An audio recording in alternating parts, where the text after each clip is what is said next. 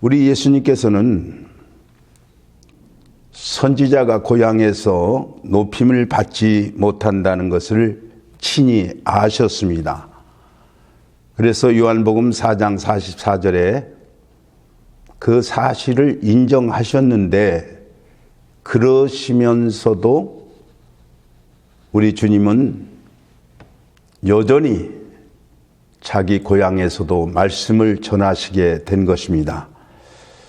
우리는 안다는 것 때문에 역임이 되지 못하고 전도하신 예수님의 그 행적을 따르지 못하는 그런 실수를 범하는 때가 있는 것입니다.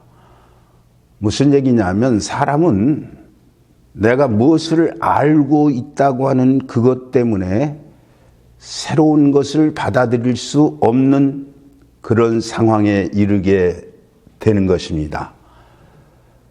더 위대한 것, 꼭 알아야 될 것을 내가 지금 안다고 하는 그것 때문에 잊어버리게 된다는 말이에요. 흔히 어른들에게서 있을 수 있는 일로서 젊은 사람들이 무슨 말을 하게 되면, 나는 다 안다. 나는 그런 일을 하나도 빠짐없이 다 해보았다. 그래서 자기의 과거 지식으로, 과거의 경험으로서 현대적인 지식을 받아들이지 못해서 오늘날 같이 급변하는 시대에 젊은 세대들과 서로 교류하지 못하는 그런 폐단을 가져오는 때도 있는 것입니다. 여러분, 미안한 얘기입니다만은 대개 지식이 많은 사람은 의지가 약하고 지구력이 없어요. 그리고 생각이 많아서 실천력이 약한 경우가 많이 있습니다. 동시에 지식으로 교만하고 감정까지 무디어가는 그런 경우도 우리는 보게 되는 것입니다. 어거스틴은 말하기를, 내가 안다는 것은 어린 아이들이 조개 껍질로 바닷물을 퍼내는 것과 같다. 내가 알고 있는 것은 지극히 보잘것없는 소수에 불과하다는 것을 이야기하고 있는 것입니다. 그래서 오늘 우리가 살아가면서 알아야 되는 것은, 새 지식을 받아들이기 위해서 내 지식을 부정할 수 있는 용란이 있어야 자기 발전이 이루어지게 된다는 것을 알아야 되겠습니다. 앞서 말씀드린 대로 오늘 본문의 내용은 예수님께서 고향에서 환영받지 못한다는 것을 생각하면서 갈릴리에 들어가시게 되었습니다. 그런데 비교적 생각했던 것보다 사람들이 예수님을 환영했습니다. 영접했습니다. 왜 그러했느냐? 예수께서 전에도 이적을 행하셨지만 그 이적이 소중한 것을 몰랐다가 이 고향 사람들이 예루살렘에서 예수님의 말씀과 이적을 보고 난 후에 예수님이 그토록 위대한 분이신 줄을 깨달았기 때문에 그러했습니다. 자, 오늘 내용의 본문이 뭡니까? 왕의 신하가 병 고침을 받게 되는 그런 과정인데, 여기에는 실제의 단계를 거치고 있다는 것을 발견하게 됩니다. 46절에 보면 예수께서 가나에 이르심에, 전에 물로 포도주를 만드신 곳이라 왕의 신하가 있어 그 아들이 가버나움에 병들었더니 그가 예수께서 유대로부터 갈릴리에 오심을 듣고 가서 청하되, 내려오셔서 내 아들의 병을 고쳐주소서 하니 저가 거의 죽게 되었음이라고 46절에서 7절까지 아들의 병 고쳐줌을 예수님께 부탁하게 되었습니다. 여기서 왕은 헤롯 왕으로서, 헤롯 왕의 신하이니까, 여기 바실리코스라고 하는 이 단어는 신하이지만은 왕이 명령한 총리급의 엄청난 권력을 가진 귀족의 한 사람이었습니다. 그런데 이렇게 지극히 높은 사람이 아들이 병들었는데 자기 체면 불구하고 이렇게 갈릴리 청년에게 무릎을 꿇는 내용을 여기서 발견하게 됩니다. 생각지 않은 고난 속에서도 그 단계를 거쳐서 겸손하게 되고 그때 더 주님을 절실하게 찾는 것이 오늘 우리 인간입니다.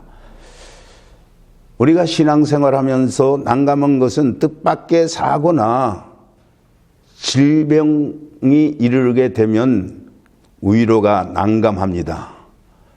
저는 군대 생활에서도 이제 병으로 고생하는 사람들을 특별히 이렇게 교회에 가까이에 데려와서 수용해 보기도 하고, 또 제가 교회에 담임한 곳이 대학병원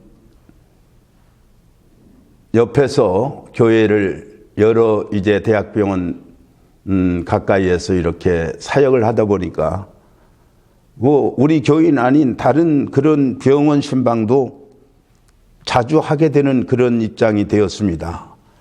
그런데 깨달은 것은 사람이 정말 중병으로 큰 위기에 처하게 되면은 누구나를 막론하고 다 기도의 필요성을 느끼는 거예요. 여러분, 본문에서 보면은 이 귀족의 아들이 죽게 되었어요. 이 정도 되면 체면이나 위신을 돌아볼 겨를이 없이 단순해지게 되는 것입니다. 그래서 어떻게 해서든지 낫게 해야 되겠다는 그 생각 하나만 그 사람에게 있게 되는 것이다 하는 말이에요.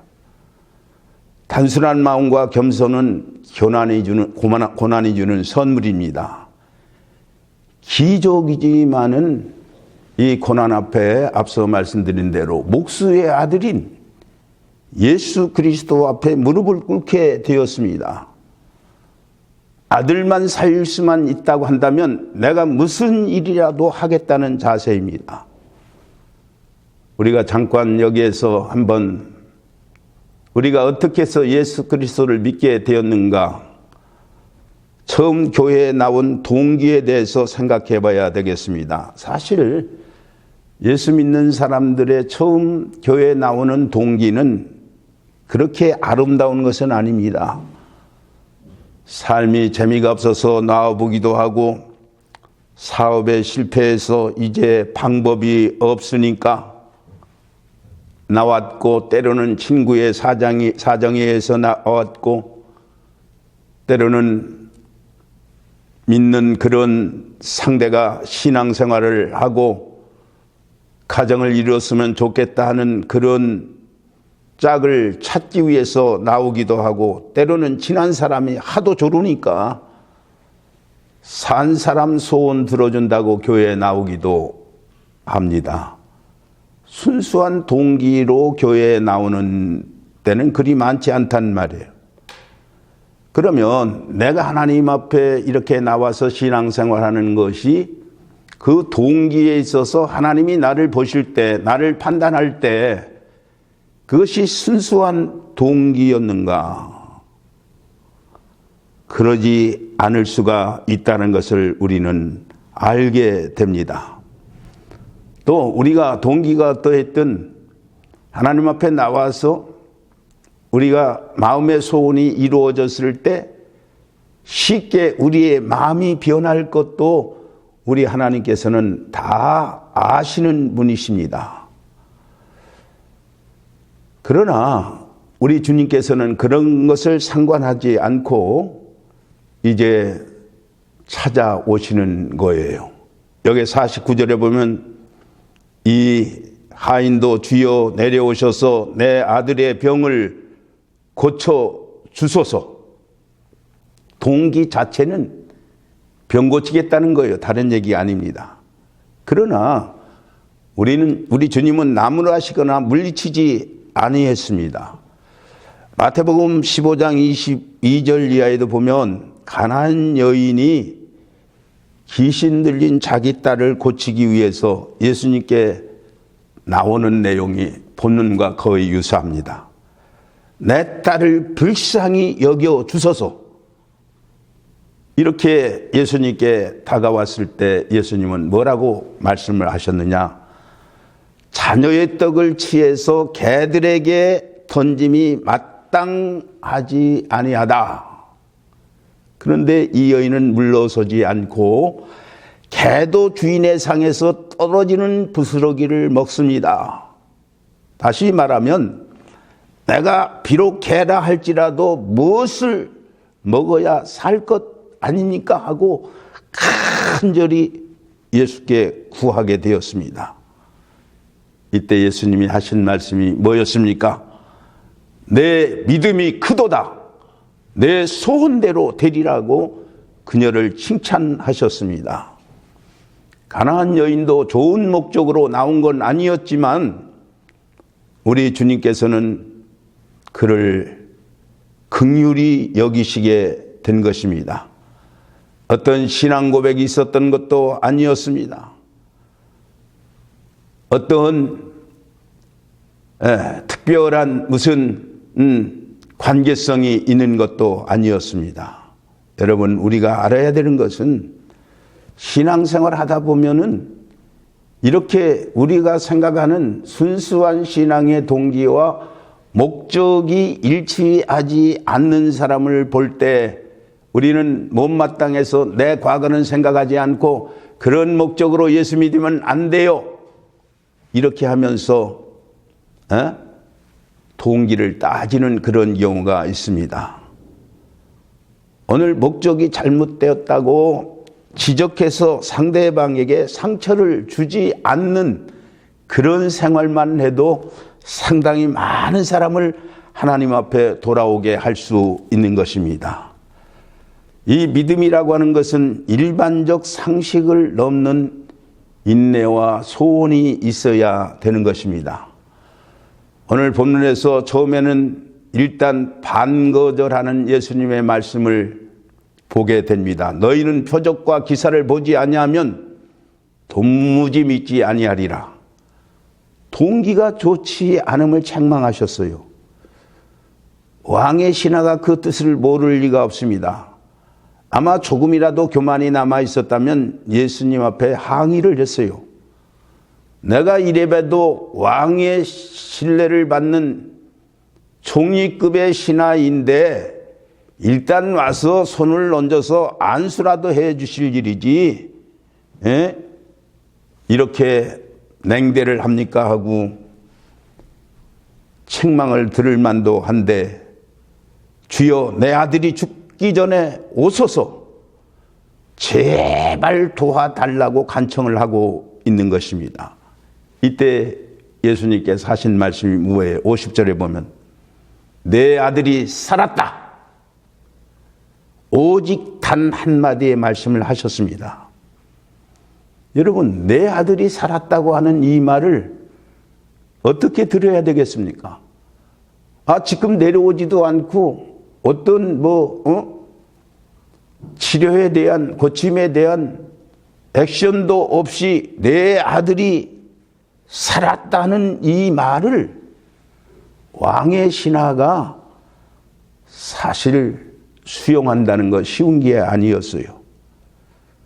여러분, 이런 식으로 누가 내게 부탁을 했는데 내가 여기서 기도할 테니 가보세요. 이렇게 말을 한다면 어느 교인이 마음이 기뻐가지고 그렇게 하겠습니다. 그렇게 하겠어요. 사실은 섭섭해서 몹시 불편한 마음으로 나가게 될 것입니다. 병이 났든 안 났든 무조건 따라줘야 하는데 이 왕의 신하는 내 아들이 살았다는 그 말을 믿고 가게 되니까 그 신하의 인격과 믿음에 대한 신뢰를 우리는 가질 수가 있다 하는 말이에요. 이때 내가 믿지 못해서 고집을 부리면서 내가 가자면 갈 것이지 그렇게 대단하십니까? 라고 대항을 했더라면 그 신하의 결말은 비참했을 것입니다. 그러나 그는 순종을 했습니다. 정말 훌륭한 믿음이었습니다. 멀리 있었어도 말씀의 능력을 믿었기 때문에 살았다는 것을 믿게 되었다는 말이에요. 요한복음 9장에도 비슷한 얘기가 있습니다. 나면서부터 소경된 사람이 예수님께 왔습니다. 고쳐주소서 하는 그 소리를 듣고 예수님은 침을 땅에 뱉으시고 흙을 이겨서 그 눈에 바르시고 실로암 물가에 가서 씻으라. 장님이 지팡이를 짚고 실로암까지 찾아갔습니다. 그 장님 역시도 이 명령을 거절했더라면, 아니 침이나 뱉어가지고 눈에다 바르고 걸어가라고 하는 그런 냉정한 일이 어디 있습니까? 라고 손을 씻지 않고 불순종했더라면 어찌 되었겠습니까? 오늘 우리는 예수님께서 이제 갈 때부터 체면을 버리고 가셨고 표적과 기사 없이는 믿지 아니한다는 그런 말씀도 정말 넘기기 어려운 고비였지만은 또 마지막에 살았다고 하는 그 말씀 자체도 사실은 가장 넘기기 힘든 그런 큰 산이었지만은 저들은 그대로 순종을 했습니다. 이제 끝으로 주님이 우리에게 내 죄를 사했다고, 내 믿음이 내가 복되다라고 한 것을 우리는 믿을 수 있는 그런 사람이 되어야 되는 거예요. 아직도 내 죄가 사해진 것인지 아닌지도 생각하고 못하고 사니까 거기에 응답으로 살아들이지 못하는 거예요. 저는 어떤 장로님 한 분이, 목사님, 저는 구원 받았는지 안 받았는지 지금으로는 모르겠습니다. 그래. 왜 그러냐니까, 내가 죽어서 가봐야 알지 어떻게 합니까? 그래. 아니, 성경에 뭐라고 말했어요? 나를 믿는 자는 죽어도 살겠고 살아서 믿는 자는 영원히 죽지 아니하리라. 그리고 나를 믿는 자는 분명히 다시 하나님 앞에 살게 된다고 하는 성경적 진리가 있는데도 불구하고 그것을 못 믿으면 그거는 신앙생활이 잘못된 것이죠 라고 얘기했습니다. 여러분, 어떤 표적이나 증거가 있어야 믿는다고 생각하는 것이 큰 믿음 같지만은 그렇지 않은 거예요. 내 죄를 사했다면 사해지는 거고, 십자가에서 그리스도가 돌아가셨으니까 내 죄를 대신해서 돌아가시는 것으로 그걸 수용하면 내가 구원을 받게 되리라고 하는 그런 성경 진리를 믿어야 된다는 말이에요. 마태복음 10장에 보면 예수님은 제자들에게 귀신을 쫓고 병 고치는 능력을 주셨습니다. 가서 귀신을 쫓고 병을 고치라고 하셨을 때 내가 무슨 능력이 있어서 고칩니까? 어떤 고칠 수 있는 마패라도 주어서 나로 하여금 가게 해달라고 했더라면 어떻게 되겠어요? 여러분, 권능을 준다고 하면 그 권능을 받았다고 믿는 그것이 어려운 일이지만은 그것을 믿어야 되는 것이 우리 기독교의 진리인 것입니다. 우리는 누구나 하나님께 기도하는 제목이 있습니다. 그리고 그 기도의 응답에 있어서 내가 정한 시간과 내 방법으로 하나님 앞에서 이루어지기를 바랍니다. 그런데 하나님께서는 내가 원하는 방법이 아닌 그분의 방법으로 하시겠다고 할 때 우리는 수용해야 되겠다는 말이에요. 나는 오늘 이루어지기 바라지만 우리 하나님께서는 10년 후에 이루어지는 것이 좋겠다고 응답하시면 우리는 어떻게 하겠습니까? 그것을 순종할 수 있어야 되는 거예요. 어린아이들에게는 시간 개념이 들어가지 못합니다. 오늘 당장 달라고 했을 때 내일 주겠다 하면 계속 때를 쓰는 거예요. 그런데 우리 신앙이 그렇게 돼서는 안 된단 말이에요. 오늘 줄 수도 있지만 내일 준다고 했으면 반드시 내일 주어야 합니다. 그래야 내일이라는 개념을 이해하게 되고 사흘 후에 주겠다고 하면 사흘 후에 되는 그 시간적 개념을 알게 되는 거예요. 이렇게 믿는 것이 신앙입니다. 오늘도 예수님께서 나에게 이대로 내가 너를 사랑한다. 즉 실패했든 성공했든 병들었든 건강했든 나를 사랑한다고 하면 우리는 그것을 믿을 수 있어야 되는 것입니다. 왕의 신하에서 오는 당장 제자들과 함께 예수께서 내려오셔서 거창하게 손을 얹고 기도해 주기를 바랐습니다. 그러나 주님은 그 방법을 거절하고 당신의 방법대로 내 아들이 살았다. 내 아들이 살았다라고 말씀만 하셨어요. 내가 생각지 아니한 시간, 내가 생각지 아니한 방법으로 응답을 받을 줄 아는 믿음, 이것이 위대한 믿음인 것입니다. 왕의 신하는 주님의 말씀을 믿고 집으로 돌아갔습니다. 집에 도착해 보니까 아들이 살아났어요. 그 살아났던 그 시간대를 물어보니까 7시쯤이었습니다. 요한복음 4장 52절에 제7시가 바로 주님이 말씀하시던 그 때이므로 자기 온 집안이 믿었다고 기록되어 있습니다. 여러분, 내 아들이 살았다는 예수님의 말씀을 듣고 집으로 갈 때의 믿음과 지금 살아난 것을 보고 온 집안이 믿었다고 하는 믿음은 사실상 똑같은 것 같지만은 내용상으로는 그 마음의 기쁨과 그 심령의 평안 정도로는 엄청난 차이가 나게 되는 것입니다. 처음 믿은 믿음은 납득이 되지 않는 의지적 믿음입니다.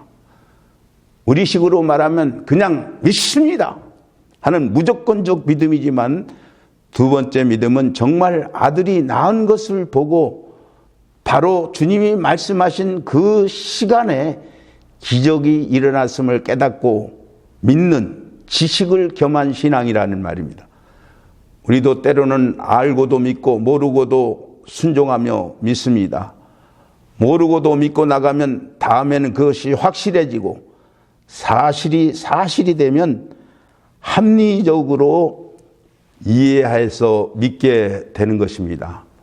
다시 말하면 지식과 감정과 의지가 겸비된 완전한 믿음의 자리에 들어가게 된다는 사실입니다. 여러분, 나는 처음에 어떤 믿음을 가지고 주님 앞에 나왔으며 지금 내 믿음은 어떻게 발전하고 있는지 되돌아봐야 되겠습니다.